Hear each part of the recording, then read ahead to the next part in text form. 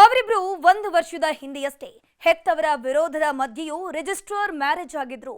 ಮೊದಲೆಲ್ಲ ಖುಷಿಯಾಗಿದ್ದವರ ಮಧ್ಯೆ ಅದೇನಾಯ್ತೋ ಗೊತ್ತಿಲ್ಲ. ನಿನ್ನೆ ಗಂಡನ ಪಾದಪೂಜೆ ಮಾಡಿದವಳು ಕುಣಿಕೆಯಲ್ಲಿ ನೇತಾಡ್ತಿದ್ದಾಳೆ. ಈ ಜೋಡಿ ಹಕ್ಕಿಗಳನ್ನ ನೋಡ್ತಿದ್ರೆ ನಿಜಕ್ಕೂ ದೃಷ್ಟಿಯಾಗುತ್ತೇನೋ ಅನ್ಸತ್ತೆ. ಯಾಕಂದ್ರೆ ಈಡು ಜೋಡು ಅನ್ನೋದು ಅಷ್ಟು ಮುದ್ದಾಗಿತ್ತು. ಹುಡುಗಿ ತೀಡಿ ತಿದ್ದಿದಂತಹ ಚಂದನದ ಗೊಂಬೆ, ಹುಡುಗನು ಹುಡುಗಿಗೆ ತಕ್ಕಂಥ ವರ. ಇಬ್ಬರ ಜೋಡಿ ನೋಡಿ ಊರೋರೇ ಮಾತಾಡ್ಕೊಳ್ತಿದ್ರು. ಹೆತ್ತವರ ವಿರೋಧ ಕಟ್ಕೊಂಡು ಮದುವೆಯಾದವರು ಸುಂದರ ಸಂಸಾರ ಕಟ್ಕೊಂಡಿದ್ರು. ಹುಡುಗಿ MBA ಮಾಡಿ ನೌಕರಿ ಮಾಡ್ತಿದ್ರೆ, ಹುಡುಗ ಕಾರ್ ಡ್ರೈವರ್ ಆಗಿದ್ದ. ಪ್ರೀತಿಸಿದ ಹುಡುಗನಿಗಿಂತ ನನಗ್ಯಾವುದು ಮುಖ್ಯ ಅಲ್ಲ ಅಂತ ಹೆತ್ತವರನ್ನೇ ಬಿಟ್ಟು ಬಂದವಳು ಇವತ್ತು ನಿಗೂಢವಾಗಿ ಸಾವನ್ನಪ್ಪಿದ್ದಾಳೆ. ಭೀಮನ ಅಮಾವಾಸ್ಯೆ ದಿನ ಬೆಳ್ಳಂಬೆಳಗ್ಗೆಯೇ ಗಂಡನ ಪಾದಪೂಜೆ ಮಾಡಿದವಳು ಮಧ್ಯಾಹ್ನ ಆಗುವಷ್ಟರಲ್ಲಿ ನೇಣಿನ ಕುಣಿಕೆಯಲ್ಲಿ ನೇತಾಡಿದ್ದಾಳೆ.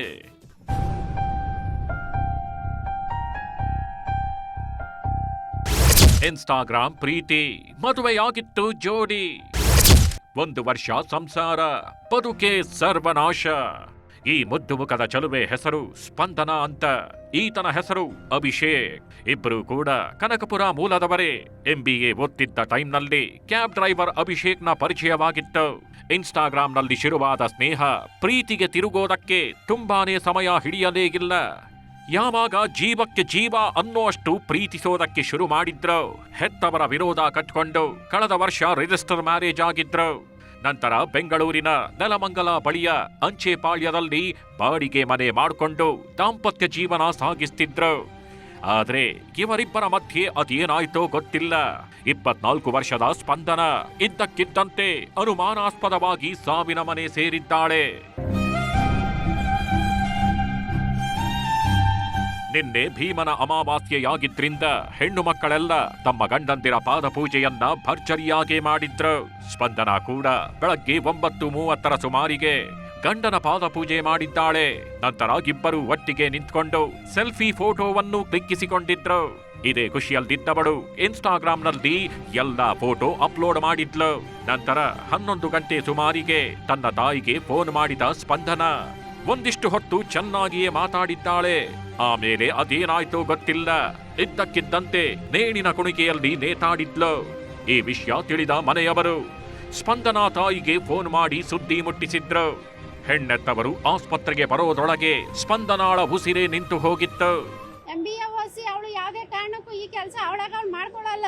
ಸೂಸೈಡ್ ಮಾಡಿಸ್ಕೊಳ್ಳೋ ಕಾರಣನೇ ಇಲ್ಲ ಸರ್. ಅದು ಒಡ್ ಸಾಯಿಸಿರೋದೆ ಸರ್. ಅದು ಬಾಡಿನ ಯಾಕೆ ಸರ್ ಎತ್ಕೊ ಬಂದ್ರು? ಅಷ್ಟಿರೋರು ಅವಳೇ ನಾಡಕೊಂಡಿದ್ರೆ ಅವಳು ಅಲ್ಲೇ ಬಿಡ್ಬೇಕಾಯ್ತು. ನಮ್ಮ ಅಪ್ಪ ಅಮ್ಮ ಬರೋ ಗಂಟೆ ಅಂತ ಕಾಯ್ಬೇಕಾಗಿತ್ತಲ್ವ ಸರ್. ಅವರು ಓನರು, ಅವರು ಕೆಳಗಡೆ ಮನೆಯವರು, ಅವರೇ ಮಾಡಿರೋ ಪ್ಲಾನ್ ಇದು. ಪಾದ ಪೂಜೆ ಮಾಡಿ ಜಸ್ಟ್ 5 ನಿಮಿಷಕ್ಕೆ ಮಾಡುತ್ತೆ. ತಂಗಿ ಮೊಬೈಲ್ಗೆ ಮೆಸೇಜ್, ಗಂಡನ ಮೇಲೆಗೆ ಡೌಟ್. ಸ್ಪಂದನ ತನ್ನ ಸಾವಿಗೂ ಮುನ್ನ ತಂಗಿ ಮೊಬೈಲ್ಗೆ ವಾಟ್ಸಪ್ ಮೆಸೇಜ್ ಮಾಡಿದ್ಲು. ನನ್ನ ಸಾವಿಗೆ ಗಂಡ ಅಭಿ, ಅವರ ಕುಟುಂಬ ಹಾಗೂ ನಾನು ಕೆಲಸ ಮಾಡ್ತಿದ್ದ ಜಾಗದಲ್ಲಿನ ಎಲ್ಲ ಎಂಪ್ಲಾಯೀಸ್ ಕಾರಣ ಅಂತ ಮೆಸೇಜ್ ಮಾಡಿದ್ದಾಳೆ. ಹೀಗಾಗಿ ಇದು ಆತ್ಮಹತ್ಯೆಯಲ್ಲ, ಕೊಲೆ. ವರದಕ್ಷಿಣೆಗಾಗಿ ನನ್ನ ಮಗಳನ್ನ ಕೊಲೆ ಮಾಡಿದ್ದಾರೆ ಅಂತ ಮಾದನಾಯಕನಹಳ್ಳಿ ಠಾಣೆಗೆ ಹೆತ್ತವರು ಕಂಪ್ಲೇಂಟ್ ಮಾಡಿದ್ದಾರೆ. ಅದೇ ನನ್ನ ಬೆಳಗ್ಗೆ ಭೀಮನಾಮಾಸೆ ಇತ್ತಲ್ಲ ಸರ್, ಭೀಮನಾಮಾಸೆ ದಿವಸ ಬೆಳಗ್ಗೆ ಎಲ್ಲ ಪೂಜೆ ಮಾಡಿ ಸ್ಟೇಟಸ್ ಕೂಡ ಹಾಕೊಂಡಿದ್ದಾರೆ. ಮಧ್ಯಾಹ್ನ ಮೇಲೆ ಏನಾಗಿದೆ ಏನು ಬಿಟ್ಟಿದೆ ಅನ್ನೋದು ತನಿಖೆಯಿಂದ ಗೊತ್ತಾಗಬೇಕು ಹೊರತು, ಯಾಕಂದರೆ ನಾವು ಈ ಗ್ರಾಮದಲ್ಲಿ ಇರಲಿಲ್ಲ, ನಾವು ಊರಿಗೆ ಕನಕಪುರದಲ್ಲಿ ಇರಲಿಲ್ಲ. ವರದಕ್ಷಿಣೆಗೆ ದುಡ್ಡನ್ನ ಬೇಡಿಕೆ ಇಡ್ತಿದ್ದ, ಮಧ್ಯದಲ್ಲಿ ಸ್ವಲ್ಪ ಎಲ್ಲ ದುಡ್ಡು ಕೊಟ್ಕೊಳ್ಸಿದ್ರು ಇವರು. ಸ್ಪಂದನ ಹೆತ್ತವರಿಗೆ 2 ಹೆಣ್ಣು ಮಕ್ಕಳು, ಅಪ್ಪ ಗ್ರಾಮ ಪಂಚಾಯಿತಿ ಸದಸ್ಯ. ಹೀಗಾಗಿ ದೊಡ್ಡ ಮಗಳನ್ನ ಚೆನ್ನಾಗಿ ಓದಿಸ್ಬೇಕು ಅಂತ ಬೆಂಗಳೂರಿನ ಕಾಲೇಜಿಗೆ ಸೇರಿಸಿದ್ರು. ಆದ್ರೆ ಪ್ರೀತಿ ಪ್ರೇಮ ಅಂತ ಹೋದವಳು ದುರಂತ ಅಂತ್ಯ ಕಂಡಿದ್ದು ಮಾತ್ರ ಘನಘೋರ. Muniraju, crime bureau, news 18 Bengaluru. ಅವರೆಲ್ಲ ಅಕ್ಕಪಕ್ಕದ ಮನೆಯವರು.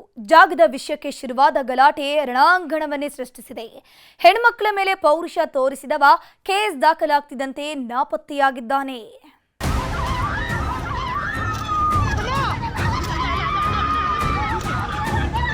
ಇವನೇನು ಮನುಷ್ಯನೋ ಇಲ್ಲ ರಾಕ್ಷಸನೋ ಒಂದು ಗೊತ್ತಾಗ್ತಿಲ್ಲ. ನೋಡುವುದಕ್ಕೊಳ್ಳೆ ಕಲಿ ಭೀಮ ಇದ್ದಂಗವನೇ. ತಾಯಿ ವಯಸ್ಸಿನವರ ಮೇಲೆ ಅದೇಗೆ ಅಟ್ಟಹಾಸ ಮೆರಿತಿದ್ದಾನೆ ನೋಡಿ. ಹಿರಿ ಜೀವ ಅನ್ನೋ ಕರುಣೆ ಇಲ್ಲ. ಹೆಣ್ಮಕ್ಕಳು ಅಂತಾನೋ ಸುಮ್ಮನಾಗ್ತಿಲ್ಲ. ಹೊಲದ ತುಂಬೆಲ್ಲ ಅಟ್ಟಾಡಿಸಿಕೊಂಡು ಹಲ್ಲೆ ಮಾಡಿದ್ದಾನೆ. ಒಂದೊಂದು ಹೊಡೆತಕ್ಕೂ ಹೆಣ್ಮಕ್ಕಳ ಮೈಯಲ್ಲಿ ಬಾಸುಂಡೆ ಮೂಡ್ತಿದ್ರೆ ಮಾರುದ್ದದ ಕೋಲೆ ಪೀಸ್ ಪೀಸ್ ಆಗಿ ಹೋಗಿದೆ.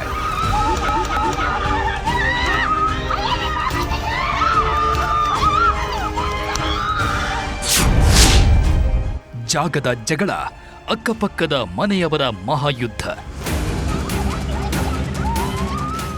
ಈ ವಿಡಿಯೋ ನೋಡಿ ಮಂಡ್ಯ ಜಿಲ್ಲೆಯ ಮಳವಳ್ಳಿ ತಾಲೂಕಿನ ನೆಲ್ಲೂರು ಗ್ರಾಮಸ್ಥರು ಅಕ್ಷರಶಃ ಬೆಚ್ಚಿ ಬಿದ್ದಿದ್ದಾರೆ. ನೋಡಿ ನೋಡಿ ಹೇಗೆ ಹೊಡಿತಿದ್ದಾನೆ ಅಂತ. ನೆಲದ ಮೇಲೆ ಬಿದ್ರು ಬಿಡ್ತಿಲ್ಲ, ಬಿಟ್ಬಿಡಪ್ಪ ಅಂತ ಬೊಬ್ಬೆ ಹೊಡೆದ್ರೂ ಇವನ ಆಕ್ರೋಶ ಕಮ್ಮಿ ಆಗ್ತಿಲ್ಲ. ತಪ್ಪಿಸಿಕೊಳ್ಳೋದಕ್ಕೆ ಹೊರಟವರನ್ನು ಅಟ್ಟಾಡಿಸಿಕೊಂಡು ಹೊಡಿತಿದ್ದಾನೆ. ಹೆಣ್ಮಕ್ಕಳಿಗೆ ಬೀಳ್ತಿದ್ದ ಒಂದೊಂದು ಹೊಡೆತವು ನೋಡುಗರ ಎದೆಯಲ್ಲಿ ನಡುಕ ಹುಟ್ಟಿಸ್ತಿದೆ. ಇವನ ಹೆಸರು ಚಂದನ್ ಅಂತ. ಇವರ ಪಕ್ಕದ ಮನೆ ನಿವಾಸಿ ರತ್ನಮ್ಮರಿಗೂ ಇವರಿಗೂ ಜಾಗದ ಗಲಾಟೆ ಆಗಾಗ ನಡೀತಾನೆ ಇತ್ತು. 3 ದಿನದ ಹಿಂದೆ ರತ್ನಮ್ಮರಿಗೆ ಸೇರಿದ ಜಾಗದಲ್ಲಿ ಚಂದನ್ ಕುಟುಂಬಸ್ಥರು ಚಪ್ಪರ ಹಾಕಲು ಮುಂದಾಗಿದ್ರಂತೆ. ಈ ವೇಳೆ ರತ್ನಮ್ಮ ಅಡ್ಡ ಹಾಕಿದ್ದಾಳೆ. ಇದರಿಂದ ರೊಚ್ಚಿಗೆದ್ದ ಚಂದನ್ ಹೆಣ್ಮಕ್ಕಳ ಮೇಲೆ ಮನಸ್ಸ ಇಚ್ಛೆ ಹಲ್ಲೆ ಮಾಡಿದ್ದಾನೆ. ಯಾಕೆ ಬಂದಿಟ್ಟಿ ನಮ್ಮ ಜಾಗಕ್ಕೆ ಅಂತ ನಮ್ಮ ಅಂತೇಳ ಇಂತೇಳ ಏನೇನೋ ಸುಮ್ಮನೆ ಅವಮಾನತೆಗೆ ಮಾತಾಡ್ತಾ ಇದ್ದ ಅವನು. ನಮ್ಮ ತಾಯಿಗಳೇನು ಮಾಡ್ಬಿಟ್ಟು ನಮ್ಮ ಹುಡುಗನ ಮಾಡ್ಬಿಡ್ತಾರೆ ಅಂತ ಒಂದು ಸ್ವಲ್ಪ ಮುಂದಕ್ಕಿತ್ತು. ಅವಳಿಗೊಂದೆರಡು ಏಟು ಬಿಟ್ಬಿಟ್ಟು ಬಂದು ನನಗೊಂದು 4 ಏಟು ಇಟ್ಟು. ಚಂದನನ ಅಟ್ಟಹಾಸಕ್ಕೆ 3 ಹೆಣ್ಮಕ್ಕಳು ಗಂಭೀರವಾಗಿ ಗಾಯಗೊಂಡಿದ್ದಾರೆ. ಇವರನ್ನೆಲ್ಲ ಮಂಡ್ಯದ ಮಿಮ್ಸ್ ಆಸ್ಪತ್ರೆಗೆ ದಾಖಲಿಸಲಾಗಿದ್ದು ಮಳವಳ್ಳಿ ಗ್ರಾಮಾಂತರ ಪೊಲೀಸ್ ಠಾಣೆಯಲ್ಲಿ ಪ್ರಕರಣ ದಾಖಲಾಗಿದೆ. ಯಾವಾಗ ಕೇಸ್ ಬಿತ್ತೋ ಹೆಣ್ಮಕ್ಕಳ ಮೇಲೆ ಪೌರುಷ ತೋರಿಸಿದ ಚಂದನ್ ನಾಪತ್ತೆಯಾಗಿದ್ದಾನೆ. ಬಿದ್ದೋದಲ್ಲ ಆಗ ಇನ್ನೂ 2 ತೆಗೆದಿದ್ದು ಬಂದ್ರು. ಇನ್ನೊಬ್ರು ತೆಗೆದ್ರೆ ಯಾರು? ರತ್ನಮ್ಮ ಮತ್ತೆ ಸಾಕಮ್ಮ. ಮತ್ತೆ ಅವ್ರಿಗೂ ಅಲ್ಲೇ ಮಾಡಿ ಅಸಹ್ಯದಿಂದ ಬೋದು ಈ ಕೈ ಬೆರಳೆಲ್ಲ ಕಟ್ಟಾಗಿ ಹೋಗಿ. ಒಟ್ನಲ್ಲಿ ಆಸ್ತಿ ವಿಷಯಕ್ಕೆ ಹೆಣ್ಮಕ್ಕಳ ಮೇಲೆ ಪುಂಡಾಟ ಮೆರೆದವನಿಗೆ ತಕ್ಕ ಶಿಕ್ಷೆ ಆಗಬೇಕಿದೆ. ತಾಯಿ ಸಮಾನರು ಅನ್ನೋದನ್ನು ನುಡದೆ ಅಟ್ಟಾಡಿಸಿಕೊಂಡು ಹೊಡೆದವನಿಗೆ ಕಾನೂನಿನ ಪಾಠ ಮಾಡಬೇಕಿದೆ. ಸುನಿಲ್ ಗೌಡ, ನ್ಯೂಸ್ 18 ಮಂಡ್ಯ. ವಿದೇಶಕ್ಕೆ ಹೋದ್ರೂ ದರ್ಶನ್ಗೆ ವಿವಾದಗಳು ಮಾತ್ರ ಬಿಡ್ತಿಲ್ಲ. ಕೊಲೆ ಆರೋಪಿ ಜೊತೆ ಪೋಸ್ ಕೊಟ್ಟ ದಾಸನಿಗೀಗ ಹೊಸ ಪೀಕಲಾಟ ಎದುರಾಗಿದೆ.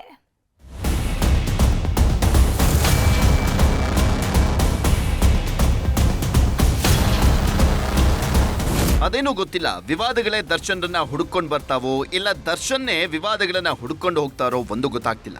ಊರಲ್ಲಿದ್ರೂ ಸುದ್ದಿ, ವಿದೇಶಕ್ಕೆ ಹೋದ್ರೂ ಸುದ್ದಿ. ಒಳ್ಳೆ ವಿಷಯಕ್ಕೆ ಸುದ್ದಿ ಆದ್ರೆ ಏನೋ ಒಂದು ಅನ್ಬೋದು. ಆದ್ರೆ ದರ್ಶನ್ ಸುದ್ದಿ ಆಗ್ತಿರೋದೆಲ್ಲ ಬೇಡದ ವಿಷಯಕ್ಕೇನೆ. ಸಿನಿಮಾ ಶೂಟಿಂಗಿಗೆ ಅಂತ ಥೈಲ್ಯಾಂಡ್ಗೆ ಹಾರಿರುವಂತ ದರ್ಶನ್ ಫುಲ್ ಪಾರ್ಟಿ ಮೂಡ್ನಲ್ಲಿದ್ದಾರೆ. ವರ್ಷದ ನಂತರ ಫಾರಿನ್ ಟ್ರಿಪ್ ಅನ್ನುವಂತ ಖುಷಿಯಲ್ಲಿ ಫುಲ್ ಮಸ್ತಿ ಮಾಡ್ತಿದ್ದಾರೆ. ಇದೇ ಮಸ್ತಿ ಮಧ್ಯೆನೆ ಕೊಲೆ ಆರೋಪಿ ಜೊತೆ ಕಾಣಿಸ್ಕೊಂಡಿರುವಂತದ್ದು ದೊಡ್ಡ ಸುದ್ದಿ ಆಗ್ತಾ ಇದೆ. ಮಂಗಳೂರು ಮೂಲದ ಕೊಲೆ ಆರೋಪಿ ಬಿಪಿನ್ ರೈ ಜೊತೆ ದರ್ಶನ್ ಬಿಂದಾಸ್ ಆಗಿ ಫೋಟೋಗೆ ಪೋಸ್ ಕೊಟ್ಟಿದ್ದಾರೆ. ಕೊಲೆ ಆರೋಪಿ ಜೊತೆ ಕಾಣಿಸಿಕೊಂಡ ಕಾಟೇರ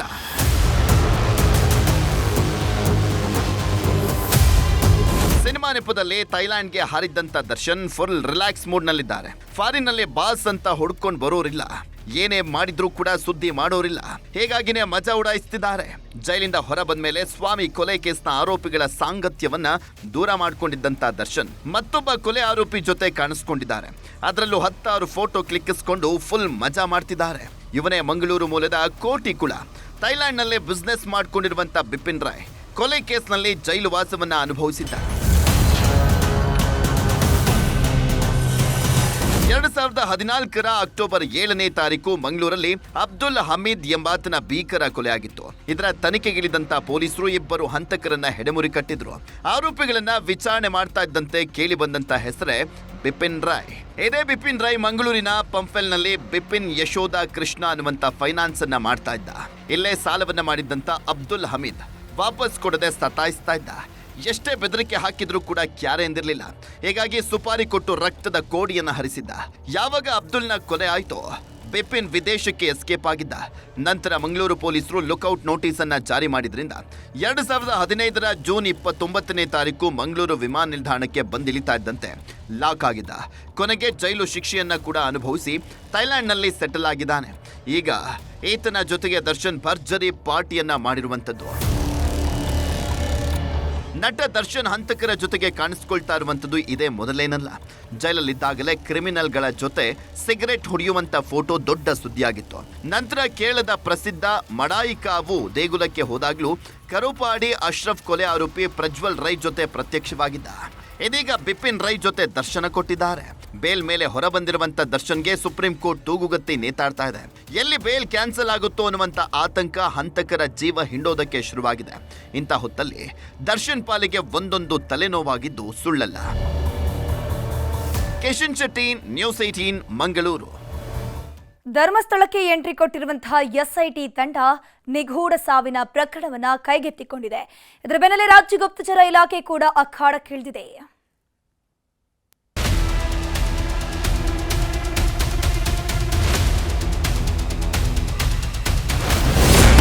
ಧರ್ಮಸ್ಥಳ ಕೇಸ್ಗೆ ಎಂಟ್ರಿ ಆಯಿತು ಎಸ್ಐಟಿ. ಶವದಕ್ಕೆ ಸದ್ದು, ಗುಪ್ತಚರ ಇಲಾಖೆ ಅಲರ್ಟ್. ಅಂತೂ ಇಂತೂ ಎಸ್ಐಟಿ ಅಧಿಕಾರಿಗಳು ಧರ್ಮಸ್ಥಳಕ್ಕೆ ಎಂಟ್ರಿ ಕೊಟ್ಟಿದ್ದಾರೆ. ಎಸ್ಐಟಿ ರಚನೆಯಾದ 5 ದಿನದ ನಂತರ ಬೆಳ್ತಂಗಡಿಯ ಮಣ್ಣಿಗೆ ಕಾಲಿಟ್ಟಿರುವ ಅಧಿಕಾರಿಗಳು ಸಾವಿನ ನಿಗೂಢ ಭೇದಿಸೋದಕ್ಕೆ ಮುಂದಾಗಿದ್ದಾರೆ. ಇಡೀ ಪ್ರಕರಣದ ಫೈಲ್ ಕೈಗೆತ್ತಿಕೊಂಡಿರೋ ಎಸ್ಐಟಿ ಟೀಮ್ಗೆ ಬೆಳ್ತಂಗಡಿಯಲ್ಲೇ ಎಸ್ಐಟಿ ತನಿಖಾ ಕಚೇರಿಯೂ ರೆಡಿಯಾಗಿದೆ.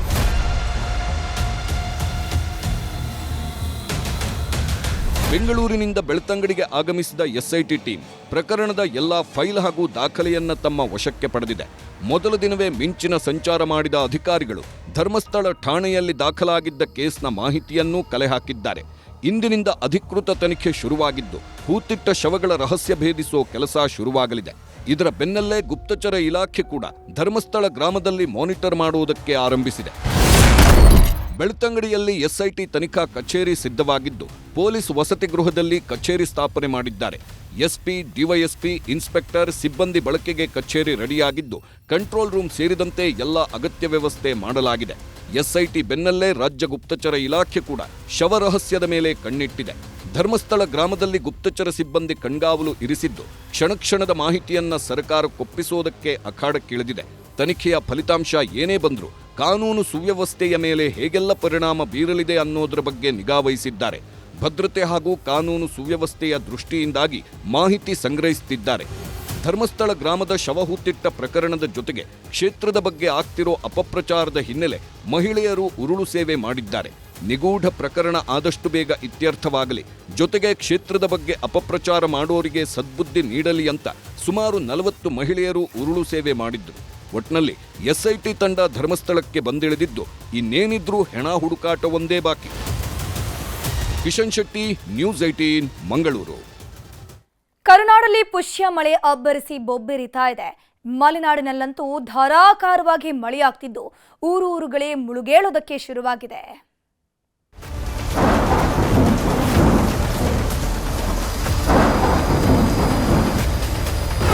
ಕರುನಾಡಲ್ಲಿ ಆರಿದ್ರ ಮಳೆ ಅಬ್ಬರಿಸಿದ್ದಾಯ್ತು. ಪುನರ್ವಸು ಮಳೆ ಅಲ್ಲೋಲ ಕಲ್ಲೋಲ ಸೃಷ್ಟಿಸಿದ್ದಾಯ್ತು. ಈಗ ಪುಷ್ಯ ಮಳೆಯ ಪೀಕಲಾಟ ಶುರುವಾಗಿದೆ. ಬಿಟ್ಟು ಬಿಡದೆ ಸುರಿತಾ ಇರೋ ಪುಷ್ಯ ಮಳೆ ಇಡೀ ಕರುನಾಡಿನ ಜನರನ್ನೇ ಮುಳುಗೇಳಿಸ್ತಿದೆ. ಹುಚ್ಚೆದ್ದು ಸುರಿತಾ ಇರೋ ಮಳೆಗೆ ಸಾಲು ಸಾಲು ಅವಾಂತರಗಳು ಸೃಷ್ಟಿಯಾಗ್ತಿವೆ. ಮಹಾಮಳೆಗೆ ಚಿಕ್ಕಮಗಳೂರು ಜಿಲ್ಲೆ ತೊಯ್ದು ತೊಪ್ಪೆಯಂತಾಗಿದೆ. ಭದ್ರಾ ನದಿ ರೌದ್ರ ರೂಪ ತಾಳಿದ್ದು ಅಪಾಯದ ಮಟ್ಟ ಮೀರಿ ಹರಿತಾ ಇದೆ. ಭದ್ರಾ ನದಿಯಲ್ಲಿ ಪಿಕಪ್ ವಾಹನ ಚಾಲಕನೊಬ್ಬ ಕೊಚ್ಚಿ ಹೋಗಿದ್ದಾನೆ.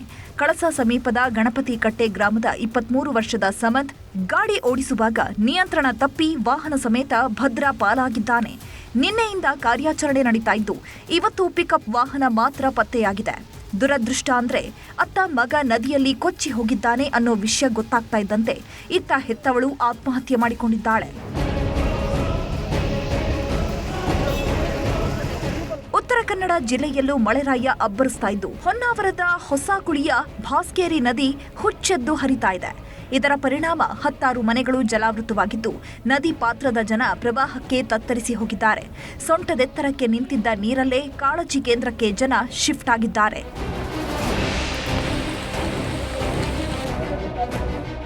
ಶಿವಮೊಗ್ಗದ ಲಿಂಗನಮಕ್ಕಿ ಜಲಾಶಯದ ಒಳಹರಿವಿನ ಮಟ್ಟ ಕ್ಷಣ ಕ್ಷಣಕ್ಕೂ ಏರ್ತಾ ಇದೆ. ಯಾವುದೇ ಸಮಯದಲ್ಲೂ ನೀರನ್ನ ಹೊರಬಿಡೋ ಸಾಧ್ಯತೆ ಇದ್ದು ನದಿ ಪಾತ್ರದ ಜನ ಸುರಕ್ಷಿತ ಸ್ಥಳಗಳಿಗೆ ತೆರಳುವಂತೆ ಕೆಪಿಸಿಯ ಕಾರ್ಯನಿರ್ವಾಹಕ ಇಂಜಿನಿಯರ್ ಮನವಿ ಮಾಡಿದ್ದಾರೆ. ಹಾಗೆಯೇ ಪ್ರವಾಸಿಗರಿಗೂ ನದಿಗೆ ಇಳಿಯದಂತೆ ಎಚ್ಚರಿಕೆ ನೀಡಿದ್ದಾರೆ. ಇತ್ತ ಮಾಣಿ ಜಲಾಶಯವೂ ಭರ್ತಿಯಾಗಿದ್ದು ವರಾಹಿ ನದಿ ಪಾತ್ರದ ಜನರನ್ನ ಸುರಕ್ಷಿತ ಸ್ಥಳಗಳಿಗೆ ತೆರಳುವಂತೆ ಸೂಚಿಸಿದ್ದಾರೆ.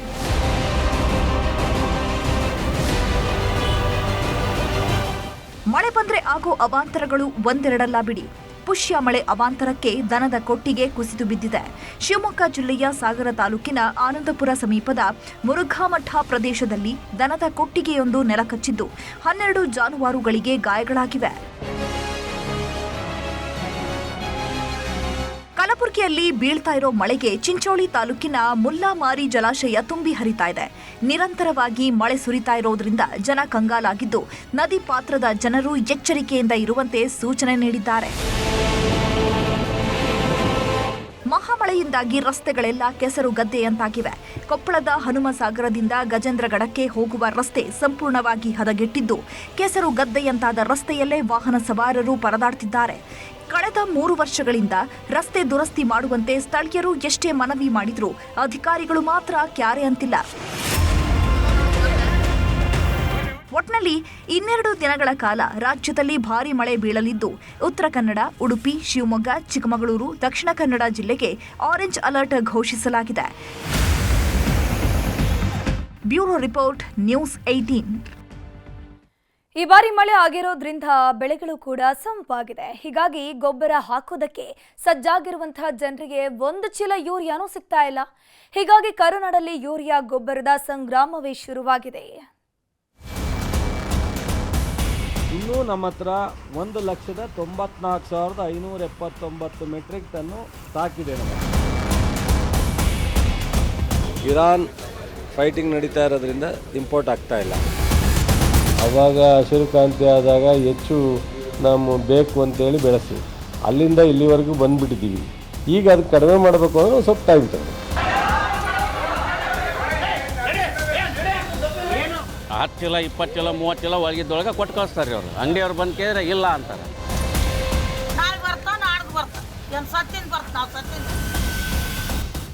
ಇವರು ಕೃಷಿ ಸಚಿವರೋ ಅಥವಾ ಕೃಷಿ ಇಲಾಖೆ ಸಲಹಾ ಕೇಂದ್ರದ ಅಧಿಕಾರಿಯೋ ಎಂಬ ಅನುಮಾನ ಮೂಡುತ್ತಿದೆ. ಯೂರಿಯಾ ಬೇಕು ಅಂತ ರೈತರು ಬೀದಿಗೆ ಇಳಿದಿದ್ರೂ ಕೂಡ ಯೂರಿಯಾ ಕೊಡಲು ಆಗುತ್ತಿಲ್ಲ. ಯೂರಿಯಾ ಕೊಡಲು ಕೈಲಾಗದವರಿಂದ ಉಚಿತ ಸಲಹೆಗಳಂತೂ ಪುಂಖಾನುಪುಂಖವಾಗಿ ಮೊಳಗುತ್ತಿದೆ.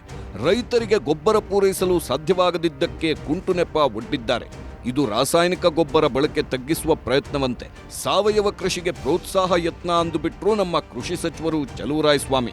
ಯೂರಿಯಾನ DAPನ ಕಡಿಮೆ ಮಾಡೋದ್ರಿಂದ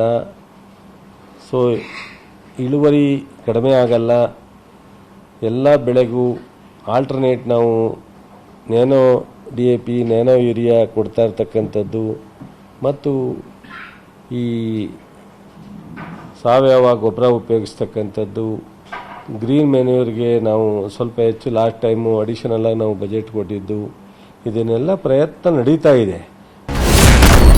ಕೃಷಿ ಸಚಿವರ ಉಡಾಫೆ ಉತ್ತರದ ಪರಿಣಾಮ ಗದಗ್ನಲ್ಲಿ ರೈತರ ಹಗಲಿರುಳ ಹೋರಾಟ. ಗದಗ್ ಜಿಲ್ಲೆ ಲಕ್ಷ್ಮೇಶ್ವರದಲ್ಲಿ ರಸಗೊಬ್ಬರ ಅಂಗಡಿಗಳ ಮುಂದೆ ರೈತರು ಕ್ಯೂ ನಿಲ್ಲುವಂತಾಗಿದೆ. ಯೂರಿಯಾಗಾಗಿ ರಾತ್ರಿಯಿಡೀ ಕಾಯುವ ಸ್ಥಿತಿ ಎದುರಾಗಿದೆ. ಟ್ರ್ಯಾಕ್ಟರ್ಗಳಲ್ಲೇ ರಾತ್ರಿ ಪೂರ್ತಿ ಕಾಯಬೇಕು. ಊಟ, ನಿದ್ದೆ ಎಲ್ಲವೂ ಅಲ್ಲೇ.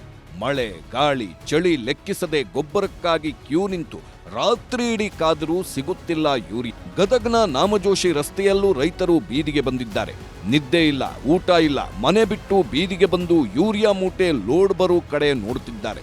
ಬೆಳಗ್ಗಿನ ಜಾವದಿಂದಲೇ ಸರತಿ ಸಾಲಿನಲ್ಲಿ ನಿಂತಿದ್ದರೂ ಕೂಡ ಕೂಪನಿದ್ದವರಿಗಷ್ಟೇ ಗೊಬ್ಬರ ಸಿಗ್ತಿದೆ. ಉಳಿದವರು ಬರಿಗೈನಲ್ಲಿ ವಾಪಸ್ ಆಗ್ತಿದ್ದಾರೆ. ಜನರಂತೂ ಸಿದ್ದರಾಮಯ್ಯನವರೇ ಯೂರಿಯಾ ಭಾಗ್ಯ ಕೊಡಿ ಅಂತ ಗೋಳಾಡುತ್ತಿದ್ದಾರೆ. ಏನು ಗೊಬ್ಬರ ಸಹಾಯ ಮಾಡ್ರಿ ಒಟ್ಟು ಅನ್ನೋದ್ರಿ. ಮತ್ತೆ ಬಡವ್ರಿಗೆ ಮತ್ತೆ ಹೊಲ ಮಾಡ್ಕೊಂಡಿರ್ತೇವಿ, ಗೊಬ್ಬರ ಬೇಕಲ್ರಿ ಬೆಳೆಯಕ್ಕೆ. ಎಲ್ಲ ಜಿಲ್ಲಾಕ್ಕೂ ಇದನ್ನ ಮಾಡ್ಯಾರ. ಗದಗ ಜಿಲ್ಲಾಕ್ಕೆ ಯಾಕೆ ಗೊಬ್ಬರ ಬಿಡುಗಡೆ ಮಾಡಿಲ್ರಿ ಸರ್? ಹಾವೇರಿ ಜಿಲ್ಲೆಯಲ್ಲೂ ಯೂರಿಯಾಗಾಗಿ ರೈತರು ಅಧಿಕಾರಿಗಳ ನಡುವೆ ಗಲಾಟೆ ಆಗಿದೆ. ಮಧ್ಯರಾತ್ರಿಯಿಂದ ಸಾಲುಗಟ್ಟಿ ರೈತರು ನಿಂತಿದ್ದರೂ ಕೂಡ ಕೊರತೆ ಹಿನ್ನೆಲೆಯಲ್ಲಿ ಒಂದೊಂದೇ ಬ್ಯಾಗ್ ವಿತರಣೆ ಮಾಡಲಾಗ್ತಿದೆ. ಯೂರಿಯಾ ಇದ್ದ ಸೊಸೈಟಿಯೊಳಗೆ ನುಗ್ಗಿದ್ದ ರೈತರ ಮೇಲೆ ಲಾಠಿ ಪ್ರಹಾರ ಮಾಡಲಾಗಿದೆ. ಪರಿಣಾಮ ತಾತ್ಕಾಲಿಕವಾಗಿ ಗೊಬ್ಬರ ವಿತರಣೆ ಬಂದ್ ಮಾಡಲಾಗಿದೆ. ಕೊಪ್ಪಳದಲ್ಲಿ ಯೂರಿಯಾಗಾಗಿ ಕ್ಯೂ. ಕೊಪ್ಪಳದಲ್ಲಿ ಸೂರ್ಯ ಹುಟ್ಟೋ ಮುನ್ನವೇ ಗೊಬ್ಬರಕ್ಕಾಗಿ ಕ್ಯೂ ನಿಲ್ಲಬೇಕಾಗಿದೆ. ಯೂರಿಯಾ ವಿತರಣಾ ಕೇಂದ್ರದ ಮುಂದೆ ಮಹಿಳೆಯರು ಕೂಡ ಕ್ಯೂ ನಿಲ್ತಿದ್ದಾರೆ. ಯೂರಿಯಾ ಖಾಲಿಯಾಗಿದೆ ಎಂಬ ಬೋರ್ಡ್ ನೋಡಿ ಎಲ್ಲರೂ ಸರ್ಕಾರಕ್ಕೆ ಶಾಪ ಹಾಕ್ತಿದ್ದಾರೆ. ಆದರೆ ಕೃಷಿ ಅಧಿಕಾರಿಗಳು ಹೇಳೋದೇ ಬೇರೆ. 30,000 ಟನ್ ಯೂರಿಯಾ ವಿತರಣೆಯಾಗಿದ್ದು 15,000 ಟನ್ ಯೂರಿಯಾ ಅವಶ್ಯಕತೆ ಇದೆ ಅಂತಾರೆ. ಕೃಷಿ ಸಚಿವರೇ, ರಾಯಚೂರಿನ ಕಥೆ ನೋಡಿ. ಯೂರಿಯಾಕ್ಕಾಗಿ ಸೊಸೈಟಿ ಅಧಿಕಾರಿಯೊಟ್ಟಿಗೆ ರೈತರು ಹೇಗೆ ವಾಗ್ವಾದ ಮಾಡುತ್ತಿದ್ದಾರೆ ನೋಡಿ. ರಾತ್ರಿ ಇಡೀ ಕಾದರೂ ಸಿಕ್ತಿಲ್ಲ ಅಂತ ವಿತರಣಾ ಕೇಂದ್ರದ ಮುಂದೆ ಧರಣಿ ಮಾಡುತ್ತಿದ್ದಾರೆ. ದುಡ್ಡು ಇರೋರು ಬ್ಲ್ಯಾಕ್ನಲ್ಲಿ ಚೀಲಕ್ಕೆ 300ರಿಂದ 400 ಕೊಟ್ಟು ಖರೀದಿ ಮಾಡುತ್ತಿದ್ದಾರೆ. ಆದರೂ ಗೊಬ್ಬರಕ್ಕಾಗಿ ರೈತರನ್ನ ಸತಾಯಿಸುತ್ತಿದ್ದಾರೆ ಅಧಿಕಾರಿಗಳು. ಲಿಂಗಸಗೂರಿನಲ್ಲಿ ಪ್ರಭಾವಿಗಳದ್ದೇ ದರ್ಬಾರ್. ರಾಯಚೂರು ಜಿಲ್ಲೆಯ ಲಿಂಗಸಗೂರಿನಲ್ಲೂ ಕಳೆದೊಂದು ವಾರದಿಂದಲೂ ಗೊಬ್ಬರಕ್ಕಾಗಿ ಪರದಾಟ. ನಿತ್ಯವೂ ಬರೋದು, ಸಾಲುಗಟ್ಟಿ ನಿಲ್ಲೋದು, ಬರಿಗೈಯಲ್ಲಿ ಹೋಗೋದು ಸಾಮಾನ್ಯವಾಗಿ ಬಿಟ್ಟಿದೆ. ಪ್ರಭಾವಿಗಳು ದೊಡ್ಡವರಿಗೆ ಮಾತ್ರ ಬ್ಲ್ಯಾಕ್ನಲ್ಲಿ ಯೂರಿಯಾ ಸಿಗ್ತಿದೆ. ಆದರೆ ರೈತರು ದಿನವಿಡೀ ಕಾದರೂ ಗೊಬ್ಬರ ಸಿಗ್ತಿಲ್ಲ. ಚಿತ್ರದುರ್ಗ ಜಿಲ್ಲೆಯಲ್ಲಿ ಯೂರಿಯಾ ಖರೀದಿಗೆ ರೈತರು ಪರದಾಡುವಂತಾಗಿದೆ. ಅಂಗಡಿಗಳು, ಸೊಸೈಟಿಗಳು ಎಲ್ಲೂ ಕೂಡ ಯೂರಿಯಾ ಸಿಗ್ತಿಲ್ಲ. ಶೀಘ್ರವೇ ಯೂರಿಯಾ ಸಿಗುತ್ತೆ ಅಂತಿದ್ದಾರೆ ಅಧಿಕಾರಿಗಳು. ಸುಮಾರು ಕಡೆ ಎಲ್ಲ ಅಂಗಡಿಗಳು ಅಲ್ಲಿ ಎಲ್ಲ ತಿರುಗಾಡ್ತಾರೆ, ಎಲ್ಲಿ ಸಿಗ್ತಾ ಇಲ್ಲ. ಇಲ್ಲಿನೂ ಬಂದಿಲ್ಲ ಅಂತ ಹೇಳ್ತಾರೆ, ನಾಳೆ ಬರ್ತದೆ ಅಂತಾರೆ. ನೋಡ್ಬೇಕು, ಅದು ಬಂದಾಗಲೇ ಗ್ಯಾರಂಟಿ. ಈ ಎಲ್ಲದರ ಮಧ್ಯೆಯೇ ಸರ್ಕಾರ ಅಲರ್ಟ್ ಆಗಿದೆ. ರೈತರು ಬೀದಿಗೆ ಬಿದ್ದ ಮೇಲೆ ಕಡೆಗೂ ಸರ್ಕಾರ ಕಣ್ತೆರೆದಿದೆ. ಕೇಂದ್ರ ರಾಸಾಯನಿಕ ಮತ್ತು ರಸಗೊಬ್ಬರ ಸಚಿವ ನಡ್ಡಾಗೆ ಸಿಎಂ ಪತ್ರ ಬರೆದಿದ್ದಾರೆ. ಕೂಡಲೇ ಯೂರಿಯಾ ಒದಗಿಸುವಂತೆ ಮನವಿ ಮಾಡಿದ್ದಾರೆ. Bureau report, news 18.